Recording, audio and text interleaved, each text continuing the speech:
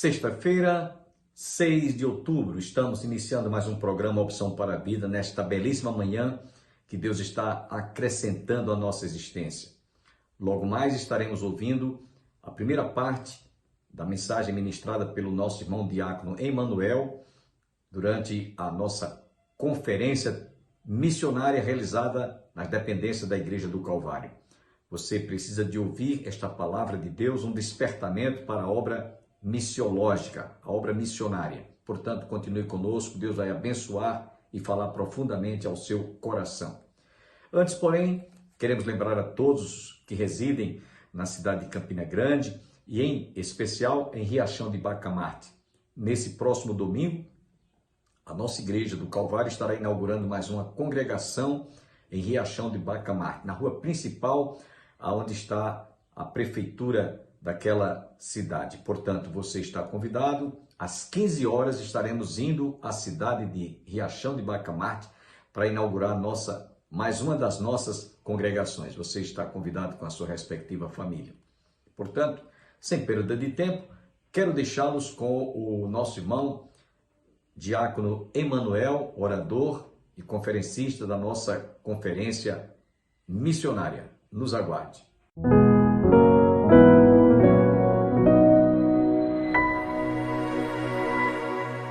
Eu louvo a Deus por esta noite, por esta oportunidade, pela vida do pastor dessa igreja, o pastor Bosco. Rapidamente tive a oportunidade de dizê-lo que ele fez parte da minha infância, onde discipulado, posso assim dizer, pelas mensagens e pela programação do Opção para a Vida, né? Que até hoje tem abençoado muitos cidadãos aqui da nossa cidade. Eu louvo a Deus por esta noite. Eu convido esta igreja, por favor, para abrir a sua Bíblia no Evangelho segundo escreveu João, capítulo de número 10. Nos foi anunciado um tema e nós queremos ser sucintos e também fiel ao que nos foi proposto. Fique de pé, por gentileza, para que façamos esta breve leitura. João capítulo 10, nós vamos ler o versículo de número 10. E eu quero pedir a cooperação da igreja. De início eu lerei esse versículo sozinho, e após mim toda a igreja em uma só voz vai fazer também a leitura em nome de Jesus. João capítulo 10, versículo de número 10. Diz assim: o ladrão não vem senão a roubar, a matar e a destruir, mas eu vim para que tenham vida e a tenham com abundância. A igreja.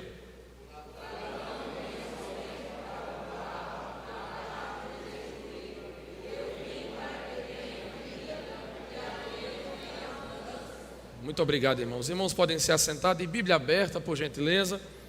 Nós estaremos consultando esta e outras passagens da Escritura.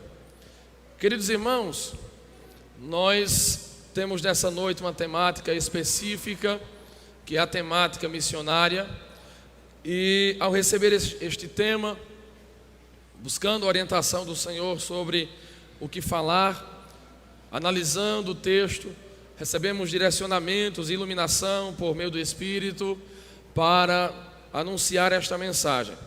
Então nós vemos, queridos irmãos, que desde o Antigo Testamento, Deus em sua auto-revelação, por exemplo, no livro do Gênesis, capítulo 12, versículo 1 ao versículo 4, o Senhor estabelece um propósito na sua missão quando chama Abraão. Pois a missão, antes de ser dada a Abraão, era uma missão de Deus. E Deus, quando incumbe Abraão de ser bênção sobre as nações e de a partir dele o Senhor abençoar todas as famílias da terra, nós vemos que desde Gênesis até o livro do Apocalipse, o Senhor escolhe pessoas para cooperar consigo na sua missão. Nós aprendemos e sabemos que a missão prioritariamente é uma missão de Deus. A missão pertence a Deus. Deus é o dono da missão. É por isso que nós oramos a Ele para que levante obreiros para a sua seara. É por isso que Jesus orienta seus discípulos no Evangelho de Mateus, capítulo de número 9, a rogar ao Senhor da seara que envie ceifeiros para a sua seara, porque Deus é o dono da missão. Mas Deus, irmãos, é tão bom, tão misericordioso, que Ele nos dá a oportunidade de fazer parte daquilo que Ele está fazendo nos 4 cantos da terra, através da missão.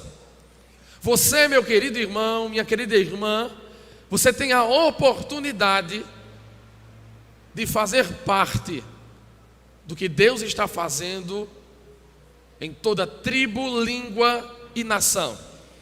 Independente da sua idade, independente do seu status social, até mesmo da sua escolaridade, Deus te concede oportunidade de fazer parte desta obra. Então, não sendo diferente do que Deus fazia no Antigo Testamento, levantando homens e mulheres para cumprirem a sua missão, no Novo Testamento, muito mais precisamente aqui no Evangelho de João, nós vemos essa missão sendo vivida e compartilhada por Jesus, e este, por conseguinte, compartilhando com os seus discípulos. Portanto, meus irmãos, nessa mensagem eu desejo tratar sobre o seguinte tema: vida abundante. A missão de Deus no Evangelho de João. Quando eu falo de missões, de missão, eu me reporto e me lembro de algumas figuras que fizeram parte da minha formação espiritual e do meu desenvolvimento cristão. Dentre estas figuras, me recordo de uma missionária chamada Jacira.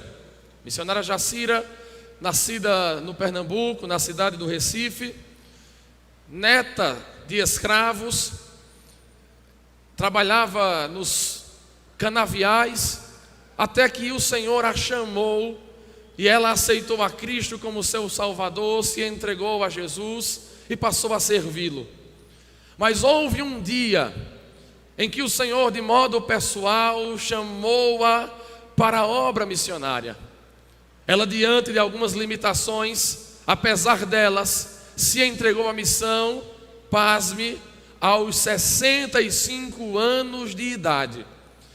E diante de várias confirmações, o Senhor a leva para o país da Zâmbia, na África. E lá na Zâmbia, Deus fez obras extraordinárias por intermédio da sua serva.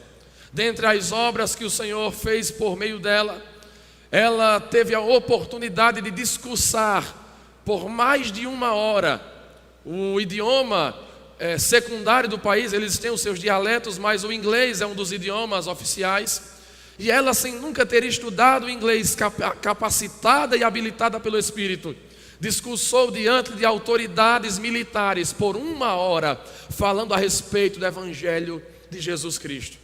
E aquela mulher volta para o Brasil, trazendo consigo experiências espirituais de conversões dramáticas e extraordinárias, porque aos 65 anos de idade, ela entendeu que para o Deus da missão não existem limitações que o impossibilitem de usar homens, mulheres para a glória do seu santo nome.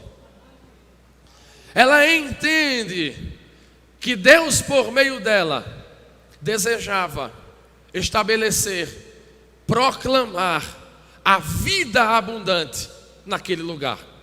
E nós, queridos irmãos, temos neste texto tão conhecido, João 10:10, que apenas a termos de curiosidade já ouvimos muito alguns pregadores, ensinadores, irmãos simples, parafraseando esse texto, dizendo que o diabo vem para matar, roubar e destruir. mas diante do contexto nós percebemos que Jesus não está falando da figura do adversário, mas dos falsos mestres, ou melhor, mais especificamente, dos fariseus, dos escribas, que não estavam conduzindo as ovelhas perdidas ao aprisco do nosso Deus. Então vemos Jesus dizer no capítulo 10, versículo 8, que todos quantos vieram antes dele são ladrões e salteadores. E aqui ele diz: o ladrão vem senão para matar, roubar e destruir. E ele diz algo interessante. Ele diz assim: eu vim para que tenham vida e vida com abundância. Nós aprendemos neste versículo, nesse fragmento, eu vim para, que Jesus está anunciando aos seus discípulos, está anunciando aos seus ouvintes, que Ele é o supremo apóstolo, o supremo enviado de Deus para executar a sua missão. Jesus é o apóstolo executor da missão de Deus. A palavra apóstolo significa enviado e tem uma origem muito interessante. No tempo das grandes navegações da Grécia e as suas grandes conquistas, todas as vezes que a Grécia conquistava um país, conquistava um império, eles enviavam navios com professores, advogados, artistas, médicos, com a intenção de que estes delegados ensinassem aquele país colonizado a cultura da Grécia. E eu não sei se você já ouviu falar disso, mas os nomes dados àqueles homens e mulheres eram apóstolos. Eles eram enviados pela Grécia, pelo país original, para ensinar a cultura da Grécia naquele país colonizado. E quando vemos Jesus como sendo o apóstolo de Deus, nós entendemos que Ele é enviado.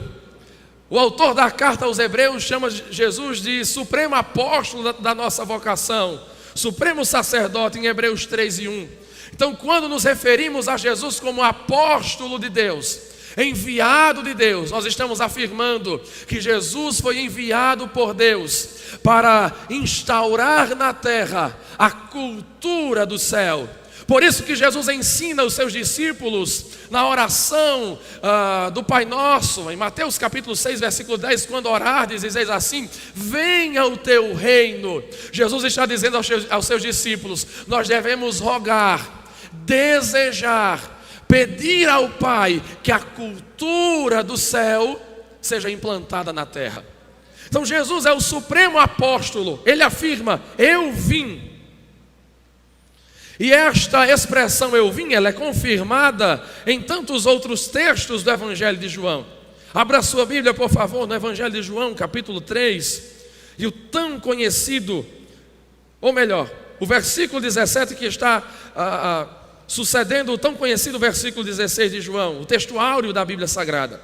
O versículo 17 diz assim: porque Deus enviou o seu Filho ao mundo, não para que condenasse o mundo, mas para que o mundo fosse salvo por ele. Deus envia seu Filho, Deus apostolou, enviou o seu Filho ao mundo. Então, quando Jesus afirma eu vim para, ele está reafirmando a sua missão. Jesus, quando nasce da bendita Virgem Maria, não veio, queridos irmãos, para suprir, ou melhor, para cumprir as expectativas políticas e religiosas do povo.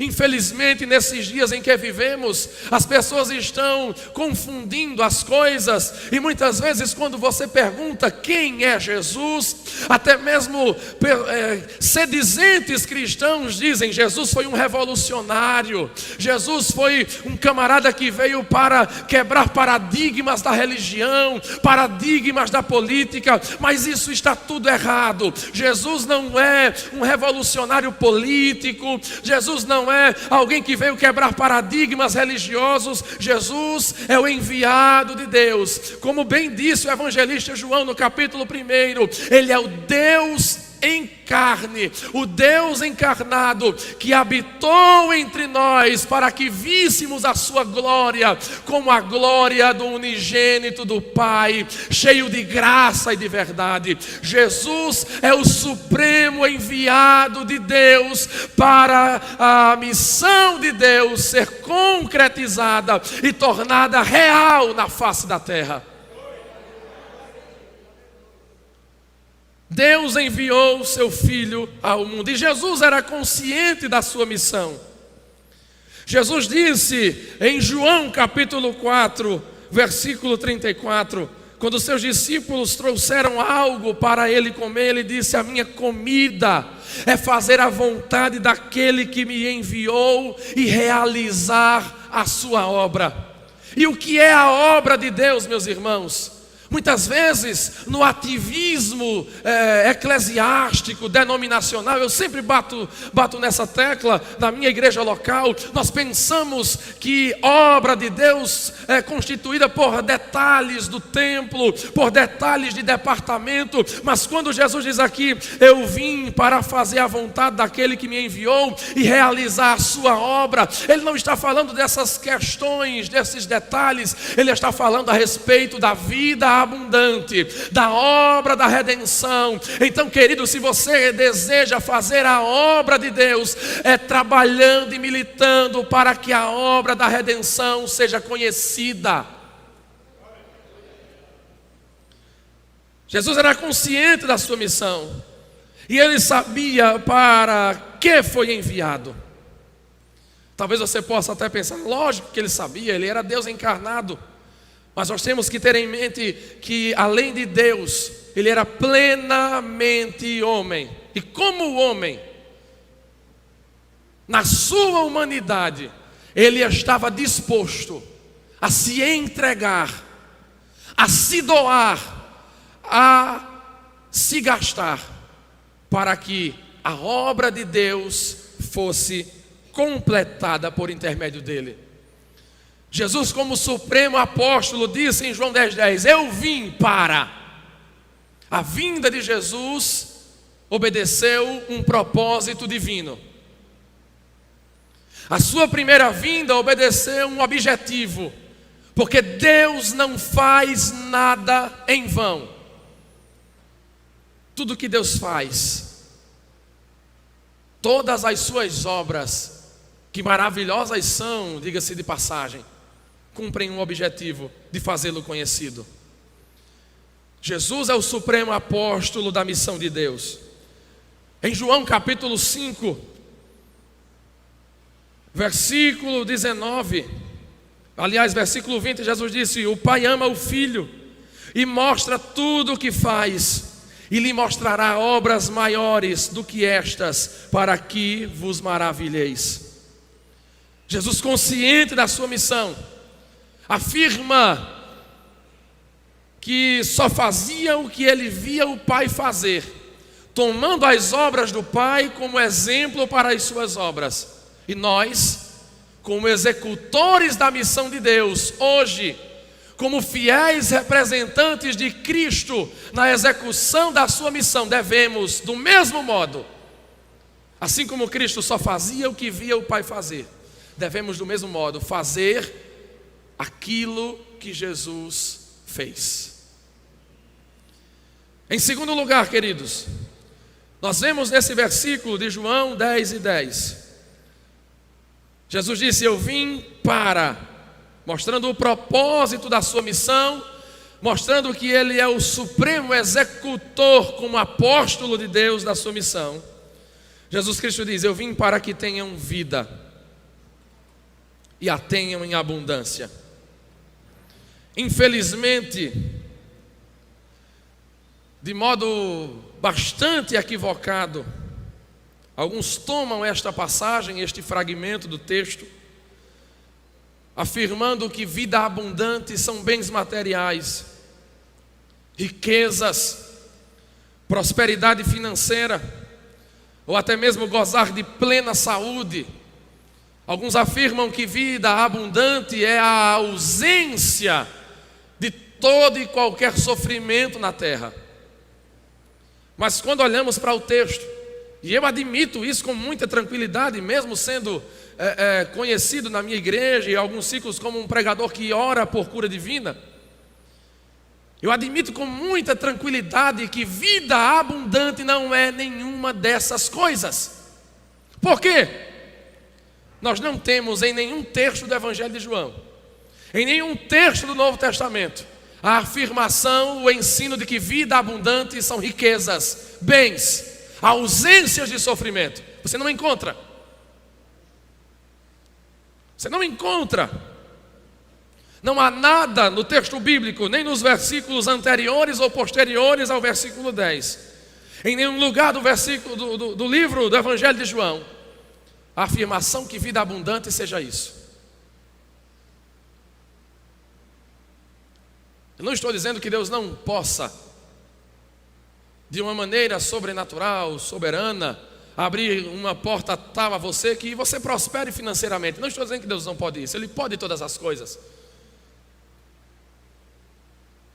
Não estou dizendo que Deus não pode curar você e fazer você gozar de saúde.